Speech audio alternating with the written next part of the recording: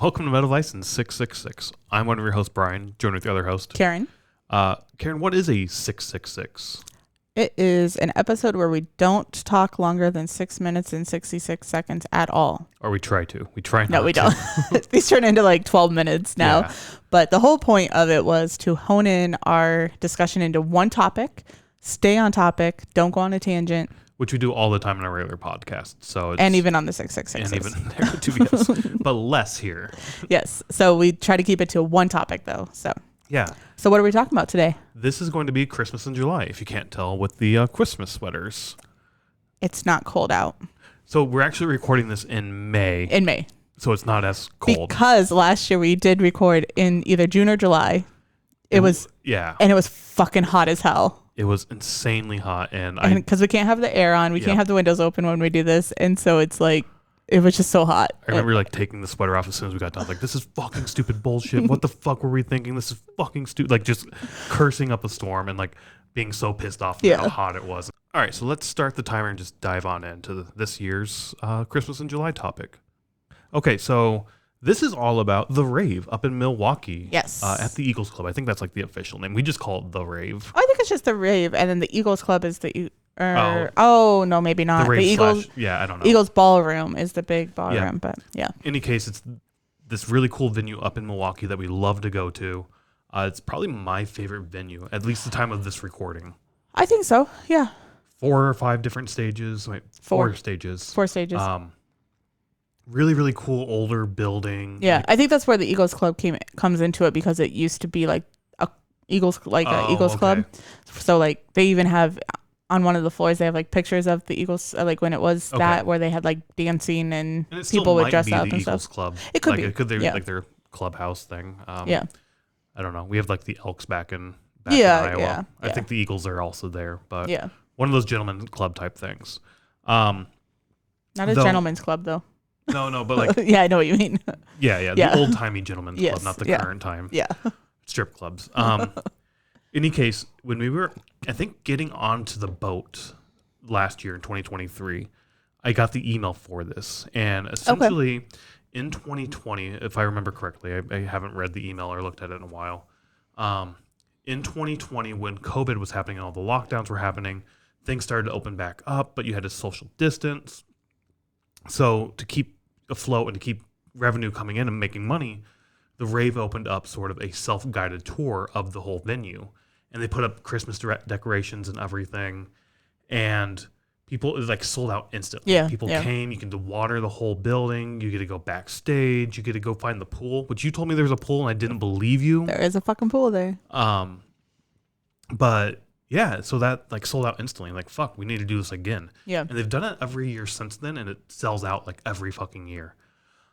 We were getting on the boat, and I didn't know if we could make time to get up there to Milwaukee to do this. Yeah, because we were pretty busy after we were, the boat and with other things that we were doing. Which is personal life and concerts and whatnot. Yeah, we were pretty busy, so I wasn't sure if we'd get to do it. So I probably showed you, and I think the first 500 people who bought tickets last year got like an ornament as well. Oh, okay. But so I didn't think anything of it. And a few weeks go by, and we get another email from the Rave, and they're like, we still have tickets for it. So it's like, shit. All right, I don't think it's sold as fast this year as it did the previous years, but.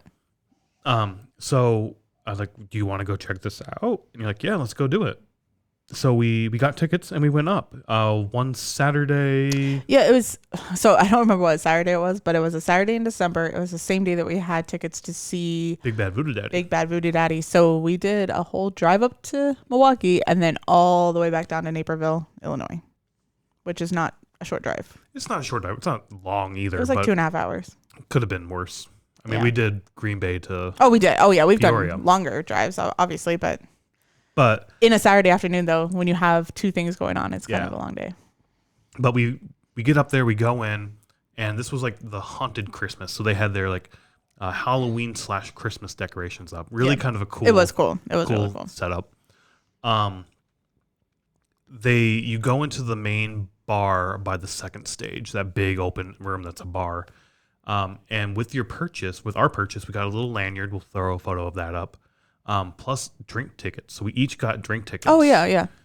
So you stand there in the bar, You get your drink, and then you go stand in this line, and they take you over to this freight elevator. And the freight elevator goes all the way up to the penthouse sort of outdoor balcony area, which is normally at a normal show, the ballroom, you go up those stairs to the smoking area. Yeah. For Milwaukee Metal Fest, I think that's where the bands hung out for a lot of it. Yeah, I don't think we could go out there. Yeah. And there was one show last summer that was just so fucking hot that we just stood out there because we needed air. Yep. And that's where you start, and you kind of work your way down from there. They kind of have it guided, like what way to walk. In a way, I mean, you can even go backwards if you want, but like they do have it kind of like you should go. This is the direction you need to go to like head out. Yeah. That way you hit everything. Yeah. So then from there you go down into the main floor, main ballroom, ballroom, which we've always been. Like you get to walk around the balcony. That if you haven't been on the balcony, that's kind of cool to do. Yeah. Our first time on the balcony was Milwaukee Metal Fest. Yeah. So it was really cool to go up there and like look at all the shit they have up there, the ornateness of the pillars and whatnot. And then you get to go down on the floor, obviously, and you can walk up on stage and get your photos with like just you on stage. Yeah, because I think that stage had like presents or something all wrapped up, and then there was a video that like played in the background with like the rave and like ornaments and Merry Christmas and stuff. Yeah. So then you work your way down to the second stage. You get to explore there. That's where I found out they have a bar up there. Oh yeah, in the VIP section, like upstairs. We went up there from Milwaukee Metal Fest, but we didn't have that ticket to go to that section of the VIP, so we didn't know that there was a bar back there at all. Yeah. Again, you go down on that stage if you want. I went on all the stages. I don't think you did. No, I was filming you because we filmed for a vlog that we're going to post as well. So right, we'll post it at the same time we're posting this. I have a few months now to get that ready, so it should be done. And then we have, that stage had gargoyles on it and stuff. Yep. So it's more like a Halloween-y type stage. And they did have people to take your photo if you were like with a group or whatever. Yeah. And we could have done that, I guess, but. You make your way all around the stage and whatnot. You go down like these corridors that I've never been down. Like like the back stairwells and stuff. Yeah, and like there's a walkway behind that stage as well that you can wander down and whatnot. Really cool because they have a bunch of photos and shit, like you were saying, of like the old Rave Eagles members and whatnot, which is really cool to see. You go to the bar stage. I don't know if the stage was set up or there was a fireplace there. Right. Yeah. Yep. Get to wander around in there. You come out through like that same bar area, so you get another drink if you want one. And then you make your way down to the basement stage. Yep. Wander around in there, take a look there. And I think it's from here that you end up going down to the pool. Yes. Yep. So you go down through the dressing rooms first? No. Or do you go to the pool first? You go to the pool because the dressing rooms are in the behind other side the of the pool. Yes. So you go to the pool. So you go, sorry, I'm remembering all this. You go down like a corridor. You go to the pool. You can see like the old showers and stuff, which I thought would be creepy, but they weren't. No, they weren't creepy, but they were definitely. If you don't like spiders, there's I was like, fuck, where the fuck are the spiders? Like, get the fuck away from me. Oh, we're at time, but we're not done talking, so we're gonna keep going. But the pool is really cool because a lot of the bands have signed the walls around, and I guess if you're an IT band, you got to sign in the pool. So I heard somebody ask one of the staff members about that as well, and the way they explained it was, if you are a big band, like you shouldn't be playing this venue. Like, why the fuck are you here? Like, if Metallica showed up at that venue, like, hey, let's play. You get assigned down in the pool.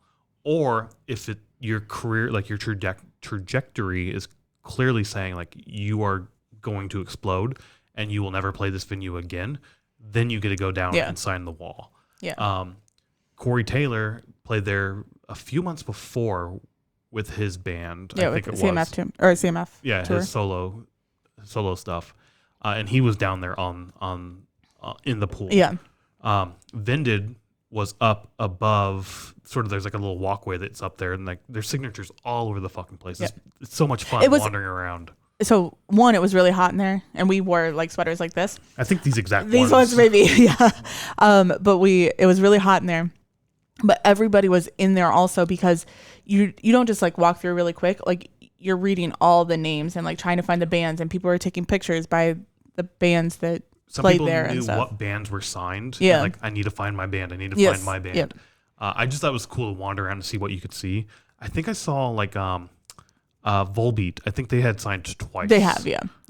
They signed one for sure, but I think there were 2 locations. Yeah, I think I remember a couple that were twice or did you? Yeah. I thought they were the only one I saw. But yeah, I can't remember. I feel like there was one like up on the, like when you walked up, and then there's one like on another wall that I was like, oh, I think I've seen that one before. But anyways, I don't remember. But that was so much fun, like just wandering there and looking. And yeah, it was insanely hot, but I wanted to stay and keep looking and looking and looking. Yeah. And then you walk to the dressing rooms, right? Yeah, there's like 4 dressing rooms, 5 dressing rooms. I think there's 3 dressing rooms, and then there's like a producer room, which is basically just a long room that has like a desk in it and a chair. The manager office that looks out over into the pool. Yeah. Then there's the 3 dressing rooms, probably for a 3-band, set. And then a lounge area. And the lounge area in the middle. Yeah. A shower. All of the rooms were basically set up the same with the same sort of amenities of there's couches and chairs. I think there were showers in at least one of them. I think there's just a shower room because it was off to the side. There's one that was attached to, I believe. I'm trying to remember this as well. I don't fully know. And then they all had coolers as well for like drinks and water and beer and whatever the fuck they want to throw in those coolers. Like the stand-up chest coolers and whatnot. But we have video of it as well, but they're very unique dressing rooms. It's not like just we've accidentally saw dressing rooms in Iowa at the Rob Zombie show. Wells Fargo Arena at the Rob Zombie show, and it's just like a room that has like a table in it. But so these are like more comfy and unique. Yeah. I can't remember what we paid for this, to be fair. I don't want to say that much. I want to say like $25. Maybe it wasn't much. Maybe 50. I'm trying to think what. No, I don't think it was 50. Maybe 50 total. I'll look that up real quick, see if we can find it. All right, so we just looked it up at $45. So yeah, $45 a ticket. But that included the drink ticket. I was going to say include the drink ticket and whatnot. And honestly, it was so much fun. I think this was definitely worth it. Yeah, we were there for 2 hours. We were there a long ass time. We were there a long time, which I mean, you couldn't make it a 30-minute thing, just run through sort of thing. But we were there for a long time, so it's one of those things like we see shows here all the time. Mm-hmm. Let's wander around a little bit and experience it. Yeah, it was fun to be in the ballroom floor where there was nobody. And I know. Holy shit, this is weird. Yeah, I do remember one time from Milwaukee Metal Fest last year that I kind of walked through there and there was maybe like 20 people in there because it was early in the day. Yep. And like people were at like other stages or outside or whatever, or at the merch. But other than that, like it is very unique to see that room with nobody in it. Next to nobody, right? Yeah. I think that was 100% worth it. I kind of want to go again this year. I do too. I want to go. It's going to be the same fucking thing. It is. But I don't care. I want to go again, but probably not do a vlog of it and just experience it for us. Yeah, that could be fun. Yeah. Not that we don't want to share it with people, but I mean, we need to do other content as well and not the same thing over and over. And like I said, we're recording this on May 9th, actually. Yes. One, it's cold, so it's going to be better with these fucking sweaters on. It's cooler. Yes, sure. We wanted to record this months ago in like January, February. Yeah.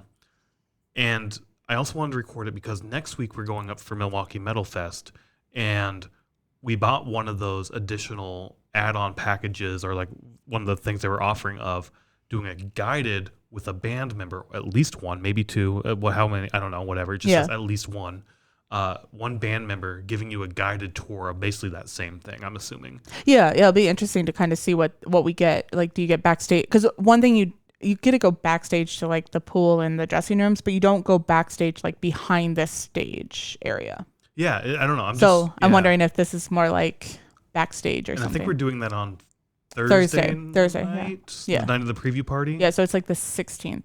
So we're gonna go for the preview party anyway. Might as well do this as well. Yeah. That way we don't miss any other live sets. Yeah. Because I think you could do it throughout the weekend. Yeah. But I don't want to miss music for this. But I think it's gonna be really cool to see like all the gear and how that's all set up and where that's at and how that all fits. Well, that's what I'm wondering, if it's more behind the scenes that way than like what we did. Where maybe you get to go to the pool and stuff, but plus also it's guided from like a band member. Yeah. So like, what the fuck are they gonna know of being like? I don't know. They told me this is where this is. We don't ever come back this way. Our techs are always back there. Like they tell us not to touch this shit, so we don't. Yeah, and watch, it's gonna be a band that we're like, who the fuck are you? But I'm super excited. I am too. I'm excited to do it again as well. Yeah, and again, the holiday theme, just like it's fun. It's just a fun little thing to do, and I hope they keep doing it. I love that they started out of necessity of like, we need to keep making money during COVID. Yeah. And they just kept going like, people love this shit. Let's keep going.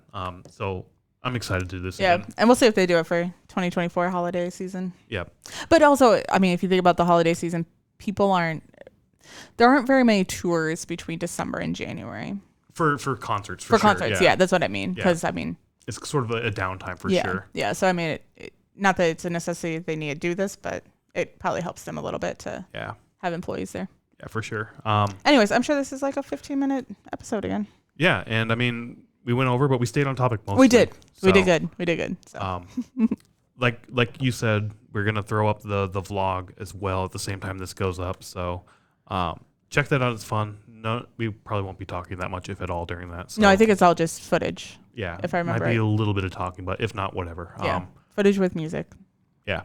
Go out and check live music. For us, the venue really matters, and we always look when a show's announced if they're going to be at the Rave and if we can make that work. So go experience live music, whatever that means for you, and just enjoy. Yep.